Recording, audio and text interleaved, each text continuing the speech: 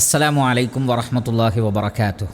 അൽഹംദുലില്ലാഹി റബ്ബിൽ ആലമീൻ വസ്സലാത്തു വസ്സലാം അലാ അഷ്റഫിൽ അംബിയാഇ വൽ മുർസലീൻ നബിയിന വ ഹബീബിന മുഹമ്മദിൻ വ ആലിഹി വ അസ്ഹാബിഹി അജ്മഈൻ വ അലാ മൻ തബിഅഹും ബി ഇഹ്സാനിൻ ഇലാ യൗമിദ്ദീൻ അമ്മാ ബഅദ്. ഏറെ ബഹുമാനമുള്ള സത്യവിശ്വാസികളെ, സത്യാന്വേഷികളായ സഹോദരങ്ങളെ, ഉംറയിലെ പ്രധാനപ്പെട്ട റുക്നുകളിലൊന്നായ ത്വവാഫുമായി ബന്ധപ്പെട്ട കാര്യങ്ങളാണ് കഴിഞ്ഞ ദർസിൽ നമ്മൾ വിശദീകരിച്ചത്.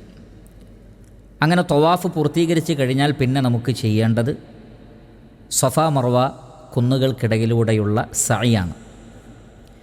അതിനു മുന്നേ നമ്മൾ ശ്രദ്ധിക്കേണ്ട ഒന്ന് രണ്ട് കാര്യങ്ങൾ ശ്രദ്ധയിൽപ്പെടുത്തുകയാണ്. നാം നേരത്തെ സൂചിപ്പിച്ചു, 7 ത്വവാഫിലും നമ്മുടെ വലത് ഷോൾഡർ വെളിവായിരിക്കണം. എന്നാൽ ആ ത്വവാഫ് കഴിഞ്ഞാൽ വീണ്ടും പഴയ രൂപത്തിൽ വലത് ഷോൾഡർ കൂടി മറയ്ക്കുന്ന രൂപത്തിൽ മേൽമുണ്ട് ധരിക്കാൻ പുരുഷന്മാർ പ്രത്യേകം ശ്രദ്ധിക്കണം. അത് മറന്നു പോകാൻ പാടില്ല. അഥവാ അൽ ഇൽത്തിബാ എന്ന് പറയുന്ന വലത് ഷോൾഡർ വെളിവാക്കുന്ന കാര്യം അവർ ഉപേക്ഷിക്കുകയും നേരത്തെ എങ്ങനെയാണോ ഉണ്ടായിരുന്നത് അതേ രൂപത്തിൽ തന്നെ അവരുടെ റിദാ മേൽമുണ്ട് ധരിക്കുകയും വേണം. അതോടൊപ്പം തന്നെ ത്വവാഫിൻ്റെയും ഹജറുൽ അസ്വദ് ചുംബിക്കുന്നതിൻ്റെയും റുക്നുൽ യമാനി തൊടുന്നതിൻ്റെയും ഒക്കെ ഒരു പ്രാധാന്യം കൂടി, അതിൻ്റെ ശ്രേഷ്ഠതകൾ കൂടി നമുക്ക് മനസ്സിലാക്കാം. ഇബ്നു മാജ റഹ്മത്തുള്ളാഹി അലൈഹി അദ്ദേഹത്തിൻ്റെ സുനനിൽ ഉദ്ധരിക്കുന്ന ഹദീസിൽ കാണാം, അബ്ദുല്ലാഹ് ഇബ്നു ഉമർ റളിയല്ലാഹു അൻഹു പറയുകയാണ്, അള്ളാഹുവിൻ്റെ റസൂൽ പറയുന്നതായി അദ്ദേഹം കേട്ടു, മൻ ത്വാഫ ബിൽ ബൈത്തി വസല്ലാ റകഅതൈനി കാന കഇത്ഖി റഖബത്തിൻ. ഒരാൾ കഅബാലയം ത്വവാഫ് ചെയ്തു, അതിനുശേഷമുള്ള മഖാമു ഇബ്രാഹിമിൻ്റെ പിറകിൽ നിന്നുള്ള 2 റക്അത്ത് നമസ്കാരവും നിർവഹിച്ചാൽ അത് ഒരു അടിമയെ മോചിപ്പിച്ച പ്രതിഫലമാണ്. അപ്പോൾ 7 തവണ ത്വവാഫ് ചെയ്ത് 2 റക്അത്ത് നമസ്കരിക്കുക കൂടി ചെയ്താൽ ഒരു അടിമയെ മോചിപ്പിച്ച പ്രതിഫലം ലഭിക്കും. അതുകൊണ്ട് സാധിക്കുന്ന ആളുകൾ കഅബാലയം ത്വവാഫ് ചെയ്യാൻ അവസരം ലഭിക്കുന്ന സന്ദർഭങ്ങളൊക്കെ ഈ നിലക്ക് ത്വവാഫ് ചെയ്യാൻ വേണ്ടി ഉപയോഗപ്പെടുത്തുക.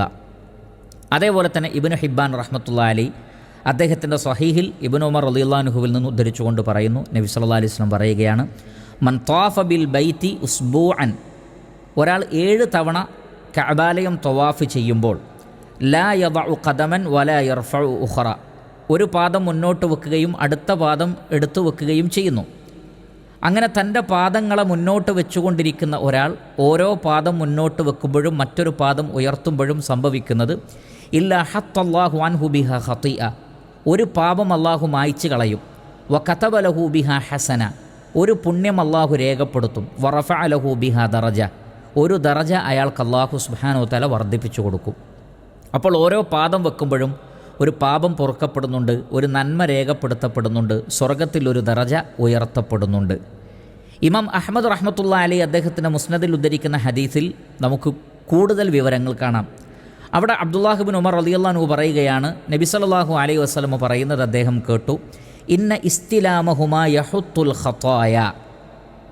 ഹജറുൽ അസ്വദിനെ തൊടൽ അല്ലെങ്കിൽ അതിനെ ചുംബിക്കൽ, അതേപോലെ തന്നെ റുക്നുൽ യമാനി സ്പർശിക്കൽ, അതാണ് ഇസ്തിലാമഹുമ. അതിനെ രണ്ടിനെയും തൊടൽ എന്ന് പറഞ്ഞത് ഒന്ന് റുക്നുൽ യമാനിയാണ്, മറ്റൊന്ന് ഹജറുൽ അസ്വദാണ്. അത് യഹുത്തുൽ ഖതായ, പാപങ്ങളെ മായ്ച്ചു കളയുന്നു എന്നാണ്. നമ്മുടെ പാപങ്ങൾ ആ പുണ്യകർമ്മത്തിലൂടെ ഇല്ലാതെയാകുന്നു. എന്നിട്ട് അദ്ദേഹം പറയുന്നു, അള്ളാഹുവിൻ്റെ റസൂൽ ഇങ്ങനെ പറയുന്നതും ഞാൻ കേട്ടിട്ടുണ്ട്, മൻ ത്വാഫ ഉസ്ബൂഅൻ യുഹ്സീഹി വസല്ലാ റകഅതൈനി കാന ലഹു കഇദ്ലി റഖബത്തിൻ. ആരെങ്കിലും 7 തവണ കഅബാലയം ത്വവാഫ് ചെയ്ത് 2 റക്അത്ത് നമസ്കരിച്ചാൽ ഒരടിമയെ മോചിപ്പിച്ച പ്രതിഫലമാണ്. വീണ്ടും പ്രവാചകൻ പറഞ്ഞു, മാ റഫഅ റജുലുൻ ഖദമൻ വലാ വളഅഹാ ഇല്ലാ കുതിബത് ലഹു 10 ഹസനാത്തിൻ. ഒരാൾ കഅബാലയം ത്വവാഫ് ചെയ്യുമ്പോൾ ഒരു പാദം ഉയർത്തുകയും മറ്റൊരു പാദം വെക്കുകയും ചെയ്യുമ്പോൾ 10 പുണ്യങ്ങൾ രേഖപ്പെടുത്തുന്നുണ്ട്. വഹുത്ത അൻഹു 10 സയ്യിആത്ത്, 10 തിന്മകൾ മായ്ക്കപ്പെടുന്നുണ്ട്. വറുഫിഅ ലഹു 10 ദറജാത്ത്, 10 ദറജകൾ വർദ്ധിപ്പിക്കപ്പെടുന്നുണ്ട്. നേരത്തെ 1 എന്നാണ്, ഈ ഹദീസിലുള്ളത് 10 പുണ്യങ്ങൾ രേഖപ്പെടുത്തപ്പെടും, 10 പാപങ്ങൾ മായ്ക്കപ്പെടും, 10 ദറജകൾ ഉയർത്തപ്പെടുകയും ചെയ്യും. അപ്പോൾ ഇത്രയും മഹത്വം ത്വവാഫിനുണ്ട് എന്ന് മനസ്സിലാക്കുക. അതേപോലെ തന്നെ ഹജറുൽ അസ്വദിനെ ചുംബിക്കുന്ന ആളുകളെ സംബന്ധിച്ചിടത്തോളം നബി സല്ലല്ലാഹു അലൈഹി വസല്ലം പറയുന്നത്, അനിബ്നി അബ്ബാസ് റളിയല്ലാഹു തആല അൻഹുമാ ഖാല റസൂലുള്ളാഹി സ്വല്ലല്ലാഹു അലൈഹി വസല്ലം ലയബ്അസന്നല്ലാഹു ഹാദർ റുക്ന യൗമൽ ഖിയാമ ലഹു ഐനാനി യുബ്സിറു ബിഹിമാ വലിസാനുൻ യൻതിഖു ബിഹി യഷ്ഹദു അലാ മൻ ഇസ്തലമഹു ബിഹഖിൻ. ആരെങ്കിലും ഹജറുൽ അസ്വദിനെ ഹക്ക് പ്രകാരം അഥവാ പ്രവാചകൻ പഠിപ്പിച്ച അതേ രൂപത്തിൽ അതിനപ്പുറത്തുള്ള വിശ്വാസങ്ങളോ ചിന്തകളോ ഇല്ലാതെ നബി സല്ലല്ലാഹു അലൈഹി വസല്ലമ പഠിപ്പിച്ച രൂപത്തിൽ ആരെങ്കിലും ഹജറുൽ അസ്വദിനെ തൊടുകയോ ചുംബിക്കുകയോ ചെയ്താൽ ഹജറുൽ അസ്വദിനെ ഖിയാമത്ത് നാളിൽ അള്ളാഹു കൊണ്ടുവരും. അപ്പോൾ അതിന് 2 കണ്ണുകളുണ്ടാകും, സംസാരിക്കുന്ന ഒരു നാവുമുണ്ടാകും. എന്നിട്ട് ആരൊക്കെയാണോ ഹജറുൽ അസ്വദിനെ ചുംബിച്ചത് അവർക്ക് വേണ്ടി സാക്ഷ്യം പറയുമെന്നാണ്. അപ്പോൾ ഹജറുൽ അസ്വദ് ഖിയാമത്ത് നാളിൽ അതിനെ ചുംബിച്ചവർക്ക് വേണ്ടി, അതിനെ തൊട്ടവർക്ക് വേണ്ടി സാക്ഷ്യം പറയും. അത് വളരെ വലിയൊരു മഹത്വമാണ്. ഇത് സ്ഥിരപ്പെട്ട ഹദീസിൽ നമുക്ക് കാണാൻ സാധിക്കുന്നതാണ്. അതേപോലെ തന്നെ മറ്റൊരു സുന്നത്ത് നമുക്ക് കാണാൻ കഴിയുന്നത്, പല പണ്ഡിതന്മാരും ഈ ഹദീസ് സ്വഹീഹാണ് അല്ലെങ്കിൽ സ്വീകാര്യയോഗ്യമാണ് എന്ന് പറഞ്ഞിട്ടുണ്ട്. അബ്ദുല്ലാഹ് ബിൻ അംർ റളിയല്ലാഹു തആല അൻ ഒരിക്കൽ തവാഫ് കഴിഞ്ഞതിന് ശേഷം സുമ്മ മവാ ഫസ്തലമ റുക്ന സുമ്മ ഖാമ, അദ്ദേഹം തവാഫിന് ശേഷം നടക്കുകയും ഹജറുൽ അസ്വദിനെ തൊടുകയും എന്നിട്ട് സുമ്മ ഖാമ എഴുന്നേറ്റ് നിന്നുകൊണ്ട് അദ്ദേഹം ബൈനൽ ഹജരി വൽ ബാബി, ഹജറുൽ അസ്വദിൻ്റെയും കഅബാലയത്തിൻ്റെ വാതിലിൻ്റെയും സെൻറ്ററിൽ, ആ പ്രദേശത്തിന് മുൽത്തസം എന്നാണ് പറയുന്നത്. ഹജറുൽ അസ്വദും അതേപോലെ തന്നെ കഅബാലയത്തിൻ്റെ വാതിലും, ഇതിന് രണ്ടിനുമിടയിലുള്ള സ്ഥലത്ത് ഫഅൽസഖ സദറഹു വയദൈഹി വഖദ്ദഹു ഇലൈഹി, തൻ്റെ നെഞ്ച്, തൻ്റെ കവിള്, തൻ്റെ 2 കൈകൾ അവിടേക്ക് ചേർത്ത് വെച്ചുകൊണ്ട് സുമ്മ ഖാല ഹാക്കദ റഅയ്തു റസൂലല്ലാഹി സല്ലല്ലാഹു അലൈഹി വസല്ലം യഫഅൽ, അള്ളാഹുവിൻ്റെ റസൂൽ ഇങ്ങനെ ചെയ്യുന്നത് ഞാൻ കണ്ടിട്ടുണ്ട് എന്ന് അദ്ദേഹം പറയുകയുണ്ടായി. അപ്പോൾ ഹജറുൽ അസ്വദിൻ്റെയും കഅബാലയത്തിൻ്റെ വാതിലിനുമിടയിലുള്ള ആ സ്ഥലത്തിന് മുൽത്തസം എന്ന് പേര് പറയും. അവിടെ ഈ രൂപത്തിൽ കൈകളും നെഞ്ചും കവിളുകളും വെച്ചുകൊണ്ട് നിൽക്കാൻ പറ്റിയാൽ അതൊരു സുന്നത്താണ്. ഇത് പല പണ്ഡിതന്മാരും സഹീഹാണ്, അങ്ങനെ ചെയ്താൽ കുഴപ്പമില്ല എന്ന് പറഞ്ഞത് കാണാൻ സാധിക്കും. അല്ലാഹു സുബ്ഹാനഹു വ തആലയാണ് കൂടുതൽ അറിയുന്നവൻ. അങ്ങനെ അതിനുശേഷം തവാഫിന് ശേഷമുള്ള ചില സുന്നത്തുകളാണ് ഈ പറയപ്പെട്ട സുന്നത്തുകൾ. അതിനുശേഷം സഫാ മർവ കുന്നുകൾക്കിടയിലൂടെയുള്ള സഅയാണ്. ആ സഅയിന് മുമ്പുള്ള പ്രധാനപ്പെട്ട ഒരു സുന്നത്തായി പലരും സഅയിൻ്റെ സുന്നത്തുകളിലാണ് ഇതിനെ ഉൾപ്പെടുത്തിയിട്ടുള്ളത്. സംസം വെള്ളം കുടിക്കുകയും തലയിലൂടെയും മറ്റും ഒഴിക്കുകയും ചെയ്യുന്നത് വളരെ പ്രധാനപ്പെട്ടതാണ്. നമുക്കറിയാം സംസം വെള്ളത്തിൻ്റെ പ്രത്യേകത പല സന്ദർഭങ്ങളിൽ നമ്മൾ വിശദീകരിച്ചതാണ്. മാ ഉ സംസം ലിമാ ശുരിബലഹു എന്നാണ്. സംസം വെള്ളം നിങ്ങൾ എന്തിനാണോ കുടിക്കുന്നത് ആ നിയ്യത്തിനനുസരിച്ചുള്ള ഒരു ഗുണം നിങ്ങൾക്ക് ലഭിക്കും. അതുകൊണ്ട് ഇഹപര നന്മകൾ മനസ്സിൽ നിയ്യത്താക്കിക്കൊണ്ട് സംസം വെള്ളം കുടിക്കാം. രോഗം മാറാനും മറ്റു പ്രയാസങ്ങൾ നീങ്ങാനും തുടങ്ങി ഒട്ടനവധി ഖൈറാത്തുകൾക്ക് സംസം വെള്ളം കുടിച്ചുകൊണ്ട് അള്ളാഹുവിനോട് ദുആ ചെയ്താൽ അള്ളാഹു സുബ്ഹാനഹു വ തആല അതിനൊരു വസീലയായി സ്വീകരിച്ച് തീർച്ചയായും ആ പ്രാർത്ഥനയ്ക്ക് ഉത്തരം നൽകുന്നതാണ്. അതുകൊണ്ട് തന്നെ നബി സല്ലല്ലാഹു അലൈഹി വസല്ലമ തവാഫിന് ശേഷം 2 റക്അത്ത് സുന്നത്ത് നമസ്കാരത്തിന് ശേഷം ഹജറുൽ അസ്വദിനെ തൊട്ടതിന് ശേഷം പിന്നീട് അള്ളാഹുവിൻ്റെ റസൂൽ ചെയ്തത് സുമ്മ ദഹബ ഇലാ സംസം ഫശരിബ മിൻഹ, സംസം വെള്ളത്തിൻ്റെ അടുക്കലേക്ക് പോയി എന്നിട്ട് അതിൽ നിന്ന് കുടിച്ചു. വസബ്ബ അലാ റഅ്സിഹി, തൻ്റെ തലയിലൂടെ ഒഴിച്ചു. ചില റിവായത്തിൽ ഗസല വജ്ഹഹു, മുഖം കഴുകിയെന്നുമുണ്ട്. അപ്പോൾ അതിൽ നിന്ന് കുടിക്കുക, തലയിലൂടെ ഒഴിക്കുക, ഇതൊക്കെ വളരെ പ്രധാനപ്പെട്ട സുന്നത്താണ്.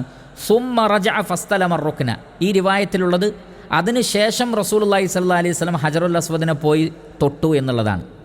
അപ്പോൾ ചില പണ്ഡിതന്മാർ പറയുന്നത് തവാഫിന് ശേഷം 2 റക്അത്ത് സുന്നത്ത് നമസ്കാരം മഖാം ഇബ്രാഹിമിൻ്റെ പിറകിൽ നിന്ന് നിർവഹിച്ചതിന് ശേഷം ഹജറുൽ അസ്വദ് പോയി തൊടൽ സുന്നത്താണ്. അല്ലെങ്കിൽ ആ 2 റക്അത്ത് നമസ്കാരത്തിന് ശേഷം സംസം വെള്ളം കുടിക്കുകയും തലയിലൂടെ ഒഴിക്കുകയും ചെയ്തതിന് ശേഷം ഹജറുൽ അസ്വദിൻ്റെ അടുക്കൽ വന്ന് ഹജറുൽ അസ്വദിനെ തൊടാവുന്നതാണ്. അല്ലെങ്കിൽ ഈ 2 സന്ദർഭങ്ങളിലും ഹജറുൽ അസ്വദിൻ്റെ അടുക്കൽ വരാവുന്നതാണ്. അതാണ് ഈ ഹദീസിൽ നിന്നൊക്കെ മനസ്സിലാകുന്നത്. അപ്പോൾ സഫാ മർവ കുന്നുകൾക്കിടയിലൂടെയുള്ള സഈൻ്റെ മുമ്പ് സംസം വെള്ളം കുടിക്കുക, തലയിലൂടെയും ശരീരത്തിലും ഒഴിക്കുക, അള്ളാഹുവിനോട് ധാരാളമായി പ്രാർത്ഥിക്കുക. ഇൻഷാ അല്ലാഹ് പ്രാർത്ഥനയ്ക്ക് ഉത്തരം നൽകപ്പെടുന്നതാണ്. സുമ്മ റജഅ ഇല സഫാ, പിന്നീട് നബി സല്ലല്ലാഹു അലൈഹി വസല്ലമ സഫയിലേക്ക് പോവുകയുണ്ടായി. ഇനി ഇൻഷാ അല്ലാഹ് നമുക്ക് മനസ്സിലാക്കുവാനുള്ളത് ഉംറയുടെ വളരെ പ്രധാനപ്പെട്ട റുക്നുകളിൽപ്പെട്ട സഫാ മർവ കുന്നുകൾക്കിടയിലൂടെയുള്ള ധൃതിയിലുള്ള സഅയാണ്. എന്താണ് സഅയ് എന്ന് നമുക്ക് നോക്കാം. ഭാഷയിൽ സഅയ് എന്ന് പറഞ്ഞാൽ അൽ ഇസ്റാഉ ഫിൽ മഷി എന്നാണ്. അൽ ഇസ്റാഉ ഫിൽ മഷി, നടത്തത്തിൽ തിരക്ക് കൂട്ടലാണ്. അപ്പോൾ തിരക്കുട്ടുകൊണ്ടുള്ള ഒരു നടത്തം, ഓട്ടത്തിനോട് സാമ്യതയുണ്ട്. അങ്ങനെയുള്ള ഒരവസ്ഥക്കാണ് അസ്സഅയ് എന്ന് പറയുന്നത്. ശറഇൽ സഅയ് എന്ന് പറഞ്ഞാൽ സഫയുടെയും മർവയുടെയും ഇടയിലൂടെയുള്ള ഓട്ടത്തിനാണ്, അല്ലെങ്കിൽ ധൃതിയിലുള്ള നടത്തത്തിനാണ് സഅയ് എന്ന് പറയുന്നത്. സഅയ് ശരിയായി തീരാൻ അതിന് 6ഓളം ഷർത്തുകൾ പാലിക്കേണ്ടതുണ്ട് എന്നാണ് പണ്ഡിതന്മാർ നമുക്ക് മനസ്സിലാക്കി തന്നിട്ടുള്ളത്. അതുകൊണ്ട് തന്നെ സഈൻ്റെ ഷർത്തുകൾ, അതിൻ്റെ നിബന്ധനകൾ അല്ലെങ്കിൽ അതിൻ്റെ വാജിബാത്തുകൾ, അതിന് നിർബന്ധമായ കാര്യങ്ങൾ ഏതൊക്കെയാണ് എന്ന് നോക്കാം. അതിൽ ഒന്നാമത്തത് പല പണ്ഡിതന്മാരും അല്ലെങ്കിൽ മഹാഭൂരിപക്ഷം പണ്ഡിതന്മാരും പറഞ്ഞിട്ടുള്ള ഷർത്ത് ത്വവാഫിന് ശേഷമായിരിക്കണമെന്നാണ്. കഅബാലയം ത്വവാഫ് ചെയ്ത് കഴിഞ്ഞിട്ടേ സഈ ചെയ്യാൻ പാടുള്ളൂ. സഈ കഴിഞ്ഞിട്ട് ത്വവാഫ് ചെയ്യാൻ പാടില്ല. നബിയുടെ പ്രവർത്തനങ്ങളിൽ നിന്ന് അങ്ങനെയാണ് മനസ്സിലാകുന്നത്. അതുകൊണ്ടത് വാജിബാണ്, ഷർത്താണ് എന്ന് മഹാഭൂരിപക്ഷം പണ്ഡിതന്മാരും പറഞ്ഞിരിക്കുന്നു. ഒരു ന്യൂനപക്ഷം പണ്ഡിതന്മാർ സഈന് ശേഷം ത്വവാഫ് ചെയ്താലും കുഴപ്പമില്ല എന്ന് പറഞ്ഞിട്ടുണ്ട്. എന്നാൽ നമുക്ക് മനസ്സിലാക്കാൻ സാധിക്കുന്നത് ഭൂരിപക്ഷം പറഞ്ഞ അഭിപ്രായമാണ് കൂടുതൽ ശരിയായിട്ടുള്ളത്. ത്വവാഫിന് ശേഷമാണ് യഥാർത്ഥത്തിൽ സഈ നിർവഹിക്കേണ്ടത്. രണ്ടാമത്തത് 7 തവണ സഈ ചെയ്യണം എന്ന് പറഞ്ഞാൽ സഫയിൽ നിന്ന് മർവയിലേക്ക് ഒന്നായിട്ടാണ് പരിഗണിക്കപ്പെടുന്നത്. സഫാ കുന്നിൽ നിന്ന് മർവയിലേക്കുള്ള സഈ ഒന്നാണ്. മർവയിൽ നിന്ന് വീണ്ടും സഫയിലേക്ക് വരണം, അത് 2ആണ്. വീണ്ടും സഫയിൽ നിന്ന് മർവയിലേക്ക് പോകണം, 3ആണ്. അങ്ങനെ 7 തവണ. 7ാമത്തത് പൂർത്തീകരിക്കുമ്പോൾ ആ വ്യക്തി മർവയിലായിരിക്കും ഉണ്ടായിരിക്കുക. ത്വവാഫിനെ പോലെ നമുക്കറിയാം ഹജറുൽ അസ്വദിൻ്റെ അടുക്കൽ നിന്ന് വീണ്ടും ഹജറുൽ അസ്വദിൻ്റെ അടുക്കൽ എത്തിയാലാണ് ഒരു ത്വവാഫ് ആകുന്നത്. എന്നാൽ സഈ അങ്ങനെയല്ല. സഫയിൽ നിന്ന് മർവയിലെത്തിയാൽ 1ആണ്, മർവയിൽ നിന്ന് സഫയിലേക്ക് വീണ്ടും എത്തിയാൽ 2ആണ്. അങ്ങനെ 7 എണ്ണം പൂർത്തീകരിക്കുമ്പോൾ അവർ മർവയിലായിരിക്കും. ഇപ്രകാരം 7 തവണ സഈ നിർവഹിക്കണം. അത് വളരെ പ്രധാനപ്പെട്ട ഷർത്താണ്, വാജിബാണ്. മൂന്നാമത്തത് സഫയിൽ നിന്ന് തന്നെ തുടങ്ങണം, മർവയിൽ നിന്ന് തുടങ്ങാൻ പാടില്ല. മർവയിൽ നിന്ന് സഫയിലേക്ക് വന്ന് സഫയിൽ നിന്ന് വീണ്ടും മർവയിലേക്ക് പോകുന്ന രീതിയല്ല, മറിച്ച് സഫയിൽ നിന്ന് മർവയിലേക്ക് പോകണം. അവസാനിക്കുമ്പോൾ മർവയിലായിരിക്കണം, സഫയിലാവാൻ പാടില്ല. ഇതും പ്രധാനപ്പെട്ട ഷർത്താണ്. നാലാമത്തത് ഇവ തമ്മിൽ തുടർച്ചയുണ്ടാകണം. അതാണ് വളരെ പ്രധാനപ്പെട്ട അഭിപ്രായം, മറിച്ച അഭിപ്രായമുണ്ടെങ്കിലും. എന്ന് പറഞ്ഞാൽ സഫയിൽ നിന്ന് മർവയിലേക്ക് പോയി പിന്നെ വേറെ കുറേ കാര്യങ്ങൾ ചെയ്തതിന് ശേഷം വീണ്ടും മർവയിൽ നിന്ന് സഫയിലേക്ക് വരിക, അങ്ങനെ വ്യത്യസ്ത സമയങ്ങളിലായിട്ടല്ല, ഒരേ സമയത്ത് തന്നെ അത് ചെയ്ത് പൂർത്തീകരിക്കണം. ഏതെങ്കിലും നിർബന്ധിത സാഹചര്യം കൊണ്ടോ അല്ലെങ്കിൽ നമസ്കാരം തുടങ്ങുമ്പോൾ ആ നമസ്കാരത്തിൽ പങ്കെടുക്കാൻ വേണ്ടിയോ സ്റ്റോപ്പ് ചെയ്യുക എന്നല്ലാതെ ഈ സഈകൾ തമ്മിലുള്ള തുടർച്ച ഉണ്ടായിരിക്കണം. അതേപോലെ തന്നെ ഈ സഈ സഫാ മർവ കുന്നുകൾക്കിടയിലൂടെ ആയിരിക്കണം. വേറെ സ്ഥലങ്ങളിലായാൽ അത് സ്വീകരിക്കപ്പെടുകയില്ല. ഈ സ്ഥലം മാത്രമാണ് അതിന് നിശ്ചയിക്കപ്പെട്ടിട്ടുള്ളത്. അതല്ലാത്ത സ്ഥലങ്ങളിൽ അത് ശരിയാവുകയില്ല. അതുകൊണ്ട് ഉറപ്പ് വരുത്തണം, സഫയുടെയും മർവയുടെയും കുന്നുകൾക്കിടയിലൂടെയാണ് താൻ സഈ നിർവഹിച്ചത് എന്ന് ഉറപ്പുവരുത്തണം. ആറാമത്തത് ഓരോ സഈയും പൂർത്തിയാക്കപ്പെടണം. സഫാ കുന്നിൻ്റെ നേരെ താഴെ നിന്ന് സഫയുടെ മേലേക്ക് കയറണം എന്നില്ല.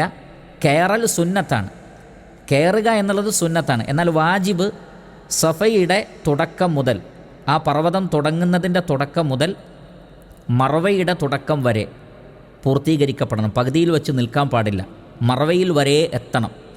അങ്ങനെ ഒരു സഈ പൂർത്തീകരിക്കപ്പെടുന്ന അവസ്ഥയുണ്ടെങ്കിൽ അതാണ് സ്വീകരിക്കപ്പെടുന്ന സഈ. അപ്പോൾ ഈ പറയപ്പെട്ടതൊക്കെ ഇതിൻ്റെ പ്രധാനപ്പെട്ട ഷർത്തുകളാണ്.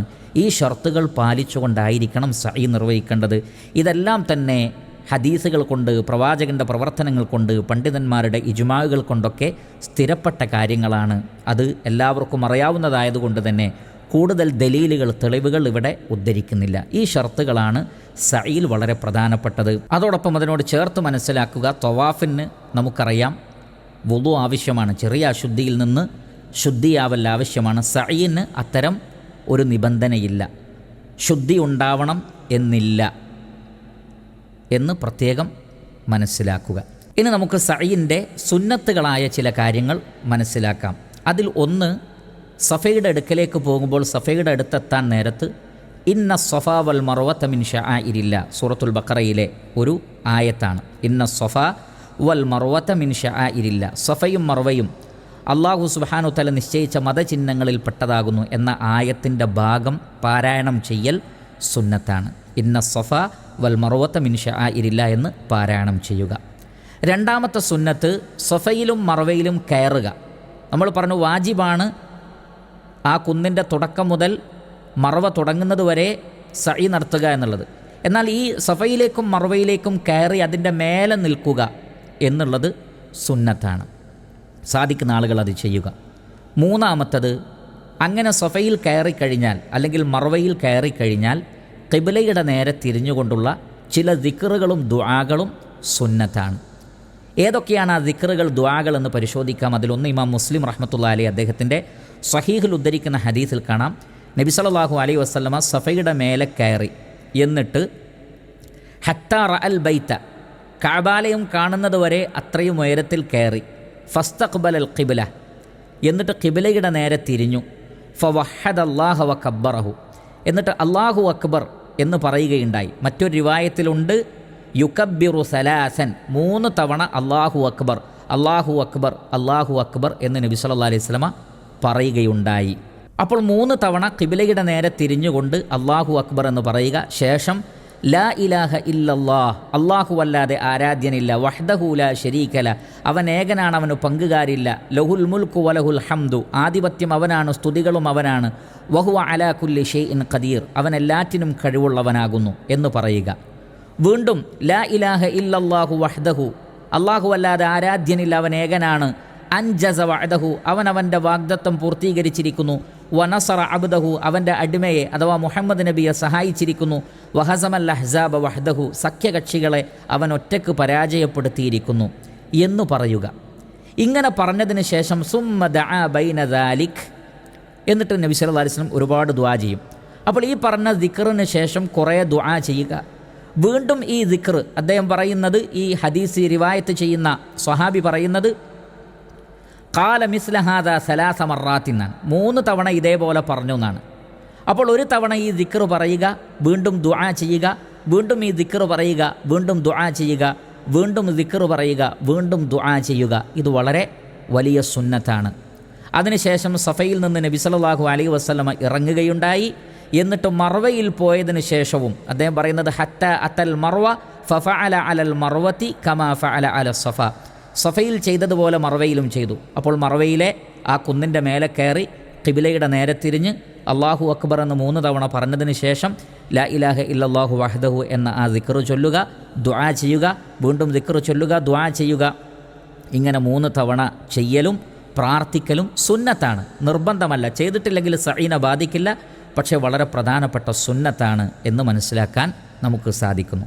മാത്രമല്ല ചില സ്വഹാബികളും അതേപോലെ തന്നെ സലഫുകളുമൊക്കെ അവിടെ വെച്ച് നടത്തിയ പ്രത്യേക പ്രാർത്ഥന, റബ്ബി ഗഫിർ വർഹം ഇന്നക അൻതൽ അഅസ്സുൽ അക്രം, അല്ലാഹുവേ നീ പുറത്തു തരണമേ, നീ കാരുണ്യം കാണിക്കണമേ, നീ അങ്ങേയറ്റത്തെ പ്രതാപിയും അങ്ങേയറ്റത്തെ ഔദാര്യവാനുമാകുന്നു, അതുകൊണ്ട് പൊറുക്കണേ, കരുണ കാണിക്കണമേ എന്ന് സഫ മർവ കുന്നുകളുടെ മേലെ നിന്നുകൊണ്ടുള്ള പ്രാർത്ഥന, അത് പ്രധാനപ്പെട്ട പ്രാർത്ഥനയായി നമുക്ക് കാണാൻ സാധിക്കുകയാണ്.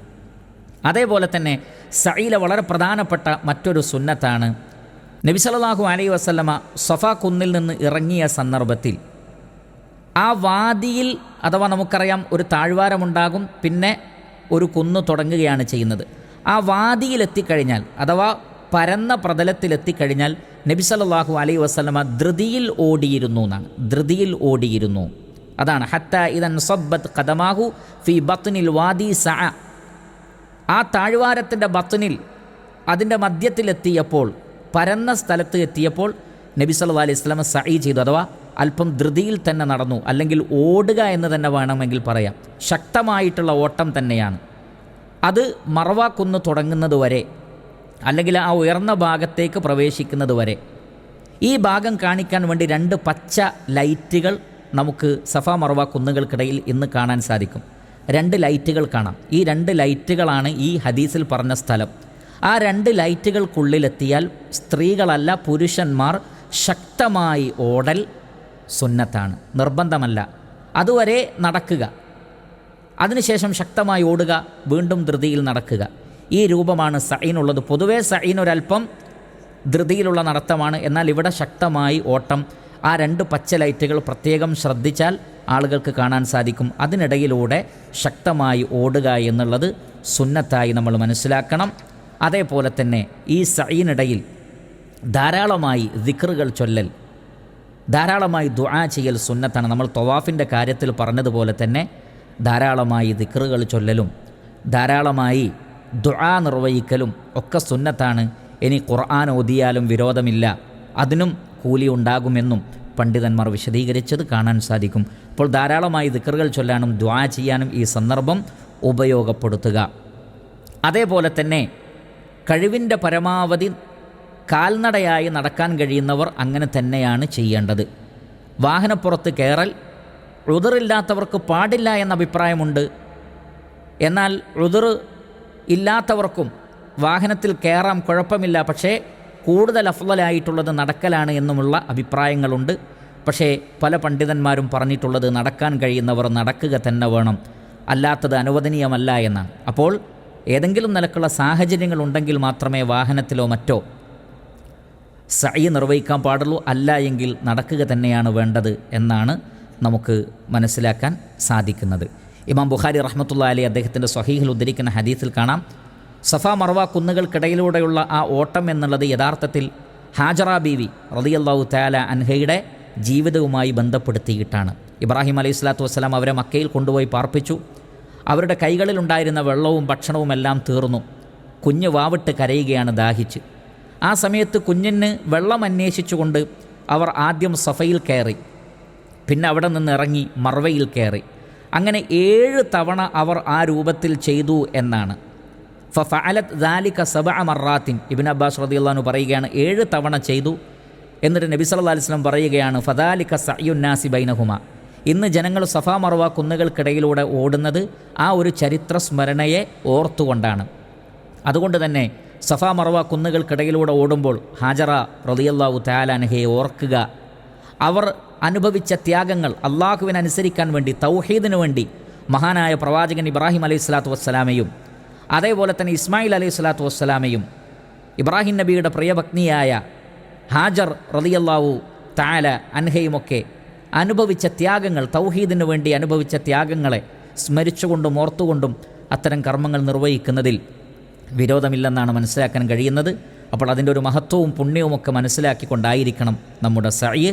ഇൻഷാ അള്ളാഹ് ഈ സഅയ് പൂർത്തീകരിക്കപ്പെട്ട് കഴിഞ്ഞാൽ, മറവയിൽ വെച്ച് പൂർത്തീകരിക്കപ്പെട്ട് കഴിഞ്ഞാൽ, അവിടെ നേരത്തെ പറഞ്ഞതുപോലെയുള്ള പ്രാർത്ഥനകളൊക്കെ കഴിഞ്ഞാൽ ഉംറയുടെ പ്രധാനപ്പെട്ട റുക്നുകൾ അവസാനിച്ചു. ഇനി നമുക്ക് തഹല്ലുലാവണം, മുടിയെടുത്തുകൊണ്ട് തഹല്ലുലാവണം. അത് ഉംറയുടെ വാജിബാത്തിൽപ്പെട്ടതാണ്. എപ്രകാരമാണ് തഹല്ലുലാവേണ്ടത്, എങ്ങനെയാണ് തഹല്ലുലാവേണ്ടത് എന്ന് ഇൻഷാ അള്ളാഹ് അടുത്ത ദർസിൽ നമുക്ക് മനസ്സിലാക്കാം. അല്ലാഹു സുബ്ഹാനഹു തആല ശരിയായ ഉൾക്കാഴ്ചയോടുകൂടി ഇത്തരത്തിലുള്ള കർമ്മങ്ങളെ പഠിക്കുവാനും മനസ്സിലാക്കുവാനും പ്രാവർത്തികമാക്കുവാനുമുള്ള തൗഫീഖ് നമുക്ക് പ്രദാനം ചെയ്യട്ടെ. വസല്ലല്ലാഹു വസല്ലമ അലാ ഖൈരി ഖൽഖിഹി മുഹമ്മദിൻ വ ആലിഹി വസഹ്ബിഹി അജ്മഈൻ വൽഹംദുലില്ലാഹി റബ്ബിൽ ആലമീൻ.